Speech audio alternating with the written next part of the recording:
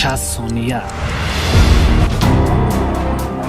امروز ساعت 14 در دانشکده دولتی فرهنگ و صنعت تاجیکستان به نام میرزا ترسونزاده چورابینی باشکوه با مناسبت 110 سالگی استاد بزرگ رقص تاجیک عزیزه عظیم و برگزار گردید. این محفل فرهنگی نه تنها بر شخصیت نادر صنعت تاجیک احترام گذاشت بلکه به میدانی مهم برای معرفی عنعنه، هنر و میراث ملی ما تبدیل یافت. چورابینی با حضور استادان فرهنگ، دانشجویان و اهل جامعه صورت گرفت. همزمان گروهی هیئت فرهنگی کشور مردمی چین به عنوان مهمانان خاصه در این محفل شرکت ورزیدند. وزیر آنها از دانشکده و از روند جشن تاکید بر آن داشت که فرهنگ در همه دور و زمان یکی از باتکرارترین پل دوستی میان خلق‌ها میباشد. مهمانان چینی از نمایش عکس‌ها، معرفی حیاتی جاده عزیزه عظیم و برنامه‌های رقصی دانشجویان و آثار بدیعی استادان دیدن کردند. آنها از صحنه‌های رقصی تاجیکی که با هنر والا و احساسات ملی اجرا می‌شد اظهار شوق و هوس نمودند.